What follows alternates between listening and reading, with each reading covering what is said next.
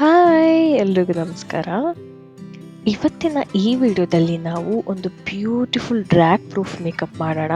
ಅದು ತುಂಬ affordable ಪ್ರಾಡಕ್ಟ್ಸ್ನ use ಮಾಡಿ. ಹಾಗೆ ವಿಡಿಯೋ ಕೊನೆಯಲ್ಲಿ ಈ ಮೇಕಪ್ ಡ್ರ್ಯಾಗ್ ಪ್ರೂಫ್ ಆಗುತ್ತಾ ಇಲ್ವಾ ಅಂತ ಟೆಸ್ಟ್ ಕೂಡ ಮಾಡಿದ್ದೀನಿ. ವಿಡಿಯೋನ ಪೂರ್ತಿ ನೋಡಿ. ನಾನು ನಿಮ್ಮ ಪ್ರೀತಿ. Welcome to loves makeup Kannada. First ನಾನಿಲ್ಲಿ ಟಾಟಾ ಅವರ ಒಂದು ಲಿಪ್ ಬಾಮ್ನ ಹಚ್ಕೊಂಡು ನನ್ನ ಟೋನರ್ನ ನನ್ನ ಮುಖಕ್ಕೆ ಸ್ಪ್ರೇ ಮಾಡಿಕೊಂಡು ಈ ರೀತಿ ಸ್ಪ್ರೆಡ್ ಮಾಡ್ಕೋತೀನಿ. ನೆಕ್ಸ್ಟ್ ನಾನು ಪಾಂಡ್ಸ್ ಅವರ ಒಂದು ಜೆಲ್ ಮಾಯ್ಶ್ಚರೈಸರ್ನ ನೀಟಾಗಿ ಹಚ್ಕೊಂಡು ಈ ರೀತಿ ಬ್ಲೆಂಡ್ ಮಾಡ್ಕೋತೀನಿ.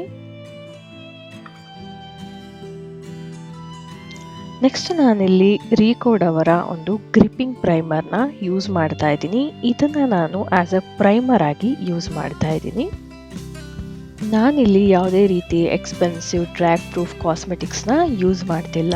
ನಮ್ಮ ಹತ್ರ ಇರೋ ಅಫೋರ್ಡಬಲ್ ಪ್ರಾಡಕ್ಟ್ಸನ್ನೇ ಯೂಸ್ ಮಾಡಿಕೊಂಡು ಹೇಗೆ ನಮ್ಮ ಮೇಕಪ್ ಪ್ರೊಸೀಜರಲ್ಲೇ ಮೇಕಪ್ನ ಡ್ರ್ಯಾಗ್ ಪ್ರೂಫ್ ಮಾಡೋದು ಅಂತ ನೋಡೋಣ. ಇಲ್ಲಿ ಪ್ರೈಮರ್ನ ನೀಟಾಗಿ ಸ್ಪ್ರೇ ಮಾಡಿಕೊಂಡು ಅದನ್ನು ನನ್ನ ಸ್ಕಿನ್ಗೆ ನೀಟಾಗಿ ಮಸಾಜ್ ಮಾಡ್ತಾ ಇದ್ದೀನಿ. ಹಾಗೆ ಪ್ರತಿಯೊಂದು ಸ್ಟೆಪ್ ಆದಮೇಲೆ ಒಂದು 2 ನಿಮಿಷ ಸೆಟ್ ಆಗೋದಕ್ಕೆ ಬಿಡಬೇಕು.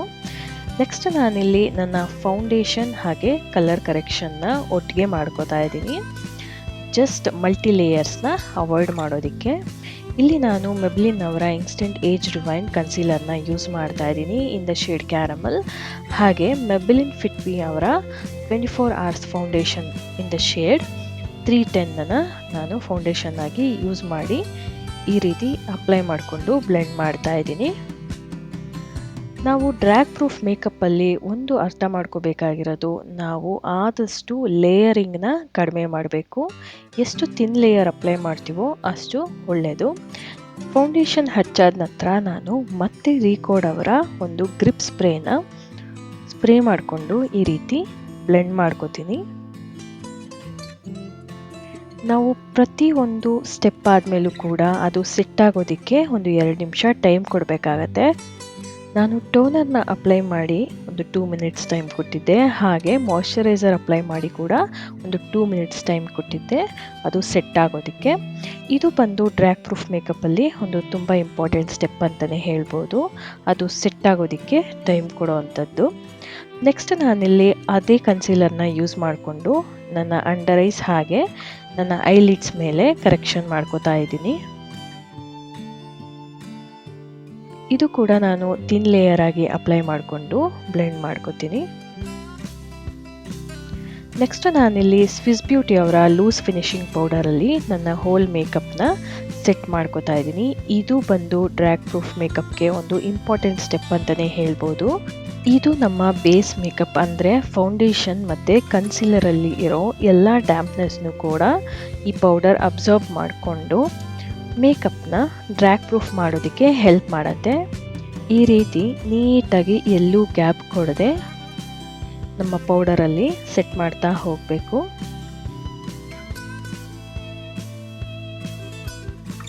ಈ ರೀತಿ ನೀಟಾಗಿ ಡ್ಯಾಬಿಂಗ್ ಮೋಷನಲ್ಲಿ ಸ್ವಲ್ಪನೇ ಪೌಡರ್ ತಗೊಂಡು ನೀಟಾಗಿ ಅಪ್ಲೈ ಮಾಡಿ ಬ್ಲೆಂಡ್ ಮಾಡಬೇಕಾಗತ್ತೆ. ಈ ರೀತಿ ನಾನಿಲ್ಲಿ ಯಾವುದೇ ರೀತಿ ಪೌಡರ್ ಬ್ರಷ್ನ ಯೂಸ್ ಮಾಡ್ತಾ ಇಲ್ಲ. ನನ್ನ ಡ್ಯಾಮ್ ಬ್ಯೂಟಿ ಬ್ಲೆಂಡರಿಂದನೇ ನಾನು ನನ್ನ ಪೌಡರ್ನ ಸೆಟ್ ಮಾಡ್ಕೋತಾ ಇದ್ದೀನಿ. ಈ ರೀತಿ ನನ್ನ ಪೂರ್ತಿ ಫೇಸ್ಗೆ ಅಪ್ಲೈ ಮಾಡಿ ಬ್ಲೆಂಡ್ ಮಾಡ್ಕೋತೀನಿ. ಪೌಡರ್ನು ಕೂಡ ನಾವು ಎಕ್ಸಸ್ ಯೂಸ್ ಮಾಡಬಾರ್ದು. ಎಷ್ಟು ಅವಶ್ಯಕತೆ ಇದೆಯೋ ಅಷ್ಟು ಮಾತ್ರ ಅಪ್ಲೈ ಮಾಡಿ ಬ್ಲೆಂಡ್ ಮಾಡ್ಕೋಬೇಕಾಗತ್ತೆ. ಎಕ್ಸ್ಟ್ರಾನ ನೀವು ಬೇಕಿದ್ದರೆ ಪೌಡರ್ ಬ್ರಷಲ್ಲಿ ಡಸ್ಟ್ ಆಫ್ ಮಾಡ್ಕೋಬೋದು. ಪೌಡರಿಂದ ಸೆಟ್ ಮಾಡಿದ ನಂತರ ಕೂಡ ನಾನು ರೀಕೋಡ್ ಅವರ ಈ ಗ್ರಿಪ್ ಸ್ಪ್ರೇನ ಯೂಸ್ ಮಾಡಿಕೊಂಡು ನನ್ನ ಹೋಲ್ ಫೇಸ್ನ ಸೆಟ್ ಮಾಡ್ಕೋತೀನಿ. ನೆಕ್ಸ್ಟ್ ನಾನಿಲ್ಲಿ ಪ್ಯಾಕ್ ಅವರ ಐಬ್ರೋ ಪ್ಯಾಲೆಟ್ನ ಯೂಸ್ ಮಾಡಿಕೊಂಡು ನನ್ನ ಐಬ್ರೋಸ್ನ ಫಿಲ್ ಮಾಡ್ಕೋತೀನಿ.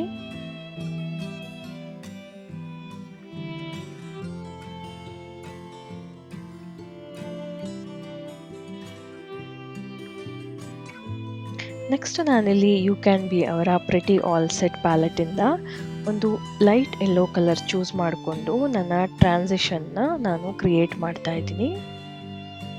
ಈ ಐ ಲುಕ್ನ ನೀವು ಯಾವುದೇ ಒಂದು ಹಲ್ದಿ ಫಂಕ್ಷನ್ಗೆ ಯೂಸ್ ಮಾಡ್ಬೋದು.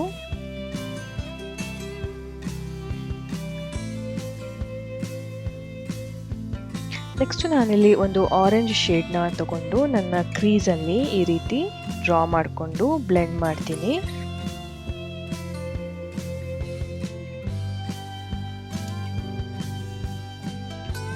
ನನ್ನ ಕ್ರೀಸ್ ಲೈನ್ ಮೇಲೆ ಈ ರೀತಿ ಅಪ್ಲೈ ಮಾಡಿಕೊಂಡು ಅದನ್ನು ಬ್ಲೆಂಡ್ ಮಾಡ್ತೀನಿ.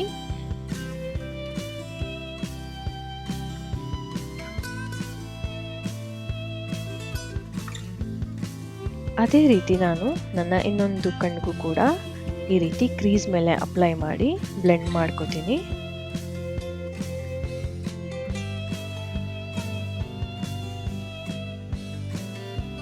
ಅದೇ ರೀತಿ ನಾನಿಲ್ಲಿ ಒಂದು ಡಾರ್ಕ್ ಯೆಲ್ಲೋ ಕಲರ್ನ ಚೂಸ್ ಮಾಡಿಕೊಂಡು ನನ್ನ ಒಂದು ಆರೆಂಜ್ ಕಲರ್ ಹಾಗೆ ಯೆಲ್ಲೋ ಕಲರ್ ಮಧ್ಯ ಇದರಿಂದ ಬ್ಲೆಂಡ್ ಮಾಡ್ತೀನಿ, ಆ ಒಂದು ಟ್ರಾನ್ಸಿಷನ್ ಎಫೆಕ್ಟ್ನ ತಗೊಳ್ಳೋದಕ್ಕೆ.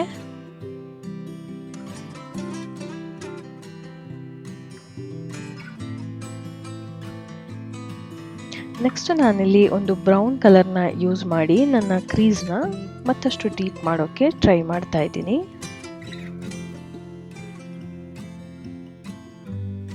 ಈ ರೀತಿ ಅಪ್ಲೈ ಮಾಡಿಕೊಂಡು ಎರಡು ಕಣ್ಣು ಮೇಲೆ ಬ್ಲೆಂಡ್ ಮಾಡ್ಕೋತೀನಿ.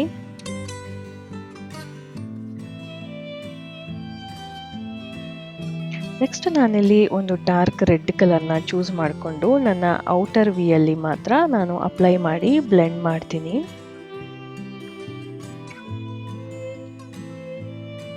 ಐಲಿಡ್ನ ಎಂಡಲ್ಲಿ ಈ ರೀತಿ ಒಂದು ವಿ ಶೇಪಲ್ಲಿ ಡ್ರಾ ಮಾಡಿಕೊಂಡು ಈ ರೀತಿ ನಾನು ಬ್ಲೆಂಡ್ ಮಾಡ್ಕೋತೀನಿ. ಐ ಮೇಕಪ್ಪಲ್ಲಿ ಯಾವಾಗಲೂ ಈ ಔಟರ್ ವಿ ಅಲ್ಲಿ ನಾವು ಮ್ಯಾಟ್ ಕಲರ್ಸ್ ಆ್ಯಂಡ್ ಡಾರ್ಕ್ ಕಲರ್ಸ್ನ ಯೂಸ್ ಮಾಡಬೇಕಾಗತ್ತೆ. ಇಲ್ಲಿ ನಾವು ಶಿಮರಿ ಶೇಡ್ಸ್ನ ಯೂಸ್ ಮಾಡೋ ಹಾಗಿಲ್ಲ.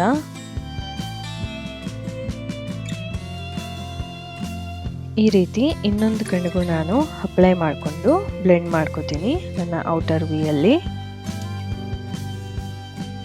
ನೆಕ್ಸ್ಟ್ ನಾನಿಲ್ಲಿ ಒಂದು ಸಿಲ್ವರ್ ಶೇಡ್ನ ತಗೊಂಡು ನನ್ನ ಇನ್ನರ್ ಕಾರ್ನರ್ಸಿಂದ ನನ್ನ 3/4 ಆಫ್ ದ ಐಲಿಡ್ವರೆಗೆ ಅಪ್ಲೈ ಮಾಡಿಕೊಂಡು ನೀಟಾಗಿ ಬ್ಲೆಂಡ್ ಮಾಡ್ಕೋತೀನಿ. ಈ ರೀತಿ ನಾನು ಮೊದಲೇ ಹೇಳ್ದ ಹಾಗೆ ಔಟರ್ ವಿಗೆ ನಾವು ಈ ಥರ ಶಿಮರಿ ಶೇಡ್ನ ಅಪ್ಲೈ ಮಾಡಬಾರ್ದು. ಈ ಶಿಮರಿ ಶೇಡ್ನ ನನ್ನ ಎರಡೂ ಕಣ್ಗಳಿಗೆ ಅಪ್ಲೈ ಮಾಡ್ಕೊಂಡಿದ ನಂತರ ನಾನು ನನ್ನ ಡ್ರಾಪ್ ಶ್ಯಾಡೋಗೆ ಒಂದು ಬ್ಯೂಟಿಫುಲ್ ಪಿಂಕ್ ಕಲರ್ನ ಯೂಸ್ ಮಾಡಿಕೊಂಡು ಈ ರೀತಿ ಶ್ಯಾಡೋನ ಕ್ರಿಯೇಟ್ ಮಾಡ್ತಾ ಇದ್ದೀನಿ.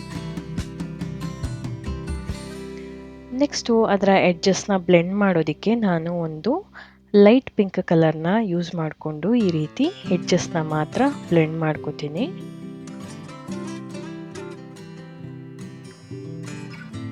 ಈ ರೀತಿ ಎರಡು ಡ್ರಾಪ್ ಶ್ಯಾಡೋನ ಬ್ಲೆಂಡ್ ಮಾಡ್ಕೊಂಡಿದ ನಂತರ ನಾನು ಫೇಸಸ್ ಕೆನಡಾ ಅವರ ಕಾಜಲ್ನ ಅಪ್ಲೈ ಮಾಡ್ಕೋತೀನಿ ನನ್ನ ವಾಟರ್ ಲೈನ್ ಹಾಗೆ ಅಪ್ಪರ್ ವಾಟರ್ ಲೈನ್ಗೆ.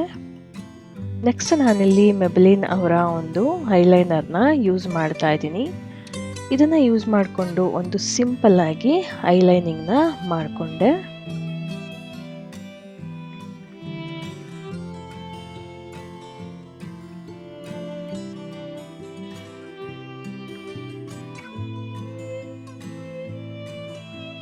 ನೆಕ್ಸ್ಟ್ ನಾನಿಲ್ಲಿ ಮೆಬ್ಲಿನ್ ಅವರ ಮಸ್ಕಾರಾನ ಯೂಸ್ ಮಾಡ್ತಾ ಇದ್ದೀನಿ ನನ್ನ ಅಪ್ಪರ್ ಆ್ಯಂಡ್ ಲೋವರ್ ಲ್ಯಾಶಸ್ಗೆ.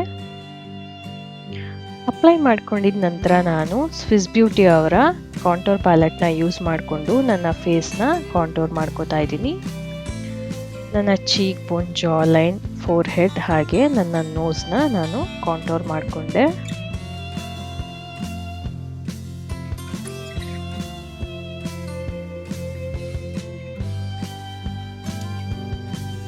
ನೆಕ್ಸ್ಟ್ ನಾನಿಲ್ಲಿ ಸ್ವಿಸ್ ಬ್ಯೂಟಿ ಅವರ ಒಂದು ಬ್ಲಷ್ ಪ್ಯಾಲೆಟ್ನ ಯೂಸ್ ಮಾಡಿಕೊಂಡು ಒಂದು ಪೀಚ್ ಕಲರ್ ಬ್ಲಷ್ನ ನಾನು ಅಪ್ಲೈ ಮಾಡಿಕೊಂಡು ಈ ರೀತಿ ಬ್ಲೆಂಡ್ ಮಾಡ್ಕೋತೀನಿ.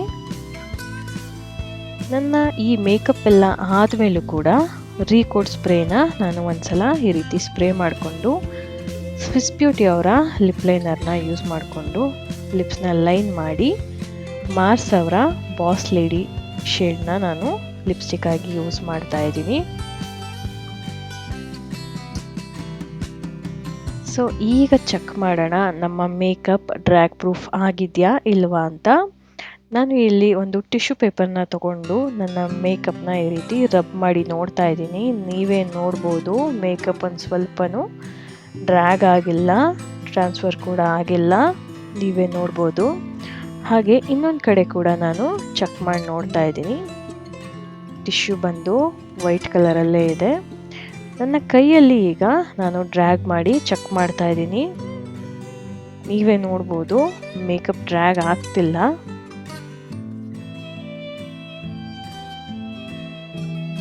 ನನ್ನ ಕೈಗೆ ಯಾವುದೇ ರೀತಿ ಮೇಕಪ್ ಡ್ರ್ಯಾಗ್ ಆಗಿಲ್ಲ, ಟ್ರಾನ್ಸ್ಫರ್ ಕೂಡ ಆಗಿಲ್ಲ.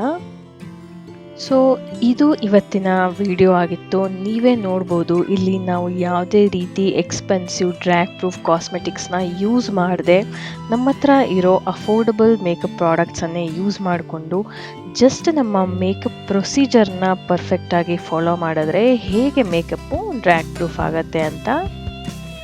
ಈ ಮೇಕಪ್ ಲುಕ್ನ ನೀವು ಯಾವುದೇ ಒಂದು ಫಂಕ್ಷನ್ಸ್ಗೆ, ಈವೆಂಟ್ಸ್ಗೆ ವೇರ್ ಮಾಡ್ಬೋದು. ಒಂದು ಕ್ವಿಕ್ ರೀಕ್ಯಾಪ್ ಕೊಡೋದಾದರೆ, ಡ್ರ್ಯಾಗ್ ಪ್ರೂಫ್ ಮಾಡೋದಕ್ಕೆ ನಾವು ನಮ್ಮ ಪ್ರತಿಯೊಂದು ಮೇಕಪ್ ಸ್ಟೆಪ್ಪಲ್ಲಿ ಕೂಡ ಅದು ಸೆಟ್ ಆಗೋದಕ್ಕೆ ಟೈಮ್ ಕೊಡಬೇಕಾಗತ್ತೆ. ಹಾಗೆ ಪೌಡರಿಂದ ನೀಟಾಗಿ ನಮ್ಮ ಬೇಸ್ ಮೇಕಪ್ನ ಸೆಟ್ ಮಾಡಬೇಕಾಗತ್ತೆ. ಹಾಗೆ ಪ್ರತಿಯೊಂದು ಮೇಕಪ್ ಲೇಯರ್ ಆದಮೇಲೂ ಕೂಡ ನಾವು ಸೆಟ್ಟಿಂಗ್ ಸ್ಪ್ರೇ ಅಥವಾ ಫಿಕ್ಸಿಂಗ್ ಸ್ಪ್ರೇಯಲ್ಲಿ ಫಿಕ್ಸ್ ಮಾಡೋದು ಇಂಪಾರ್ಟೆಂಟ್ ಆಗುತ್ತೆ. ಸೊ ಈ ವಿಡಿಯೋ ನಿಮ್ಮೆಲ್ರಿಗೂ ಇಷ್ಟ ಆಗಿದೆ ಅಂತ ಭಾವಿಸ್ತೀನಿ. ಇಷ್ಟ ಆಗಿದ್ರೆ ಒಂದು ಲೈಕ್, ಕಮೆಂಟ್ ಹಾಗೆ ಚಾನಲ್ನ ಸಬ್ಸ್ಕ್ರೈಬ್ ಮಾಡೋದನ್ನ ಮರಿಬೇಡಿ. Thank you for watching.